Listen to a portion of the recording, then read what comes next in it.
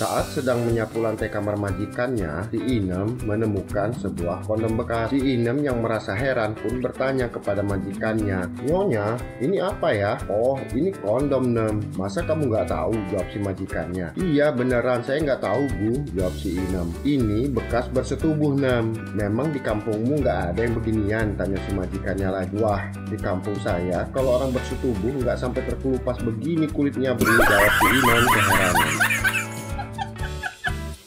Selama beberapa tahun terakhir, Pak Roto membiarkan wajahnya ditumbuhi janggut, kumis, dan jambang yang lebat. Pada suatu hari, semua itu dicukurnya habis. Sepulangnya dari tukang pangkat, dia melihat putranya sedang bermain di halaman rumah. Dia ingin tahu apakah putranya masih mengenalinya dalam keadaan klinis seperti itu. Karena itu, dia bertanya kepada putranya, "Di mana rumah Pak Roto, Dek?" Dengan ketakutan, anaknya berlari masuk ke dalam rumah. "Bu, Bapak telah mencukur brewoknya dan kini jadi lupa di mana rumah kita."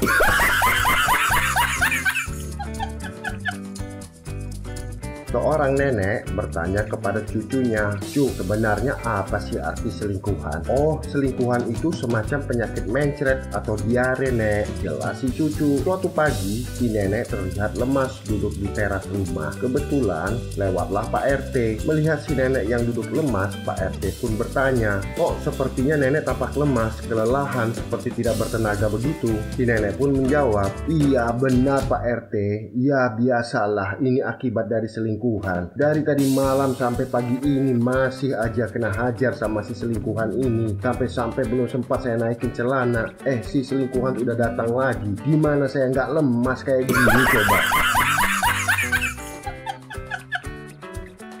Suatu malam, seorang profesor bermain catur di rumah sahabatnya. Saat hendak berpamitan pulang, tiba-tiba hujan turun dengan derasnya. "Menginap di sini saja, hujan sangat deras dan udara sangat dingin," cegah temannya. Sang profesor segera menyetujui tawaran tersebut. Temannya masuk dan segera menyuruh istrinya untuk menyiapkan tempat tidur untuk si profesor. Ketika dia kembali ke ruang tamu, dia dan istrinya tidak dapat menemukan si profesor. Tiba-tiba terdengar suara orang membuka pintu. "Profesor, dari mana saja engkau?" seru temannya. "Oh, barusan aku pulang sebentar ke rumah untuk mengambil baju tidurku," jawab si profesor.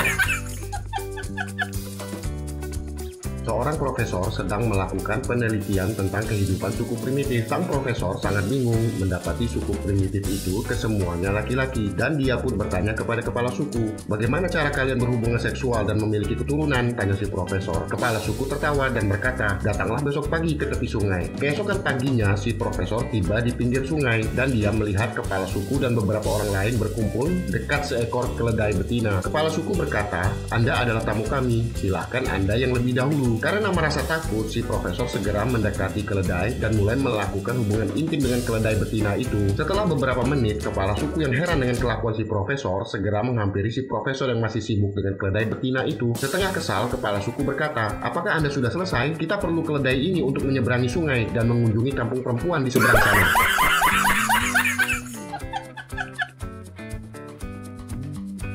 Ada 3 orang suami bercerita tentang perselingkuhan yang dilakukan istri-istrinya. Suami pertama bercerita, "Feeling gua, istri gua selingkuh sama tukang ledeng. Soalnya sepulang kerja, gua nemuin sisa pipa ledeng di bawah kolong tempat tidur gua." Suami kedua pun bercerita, "Nah, gua juga punya feeling kalau istri gua sudah selingkuh sama orang PLN. Soalnya gua nemuin kabel dan alat listrik di bawah kolong tempat tidur gua." Giliran suami ketiga pun bercerita, "Istri gua lebih parah. Feeling gua, istri gua sudah selingkuh sama kuda." Suami pertama dan suami kedua pun terkejut mendengarnya. "Yang bener loh kalau ngomong." "Iya, benar. Soalnya kemarin sepulang kerja, gua nemuin si joki kuda di bawah tempat tidur gua," jawab suami ketiga.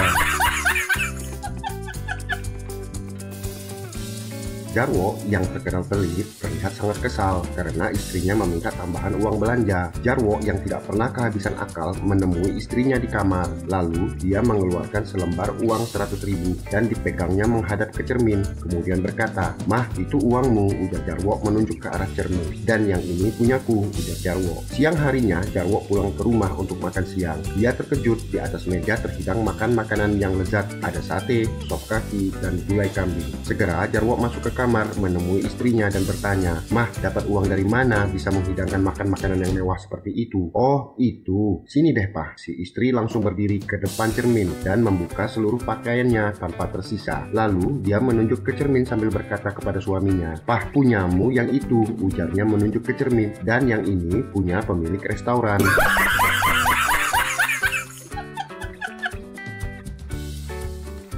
Suatu hari, Santi ingin sekali memasak makanan istimewa untuk suaminya. Dia meminta anaknya Rudi untuk menelpon ayahnya. "Rudi, coba kau telepon ayahmu. Tanyakan, ayah mau makan apa hari ini?" "Oke, Mak. Mak, sudah 3 kali aku telepon ayah, tetapi yang jawab selalu cewek," ujar Rudi. Saat sang suami pulang, Santi langsung memukuli suaminya dengan sapu tanpa ampun. Santi pun menanyakan perihal wanita selingkuhan suaminya itu. Tentu saja sang suami membantahnya. "Rudi, anakmu itu saksinya. 3 kali dia menelponmu dan yang menjawab selalu selingkuhanmu," ujar Santi. "Apa benar itu, Rudi?" tanya ayahnya. "Iya, benar ya," jawab Rudi. "Terus cewek itu bilang apa saja ke kamu?" "Dia bilang begini ya, nomor yang Anda tuju sedang tidak aktif atau berada di luar jangkauan. Cobalah beberapa saat lagi."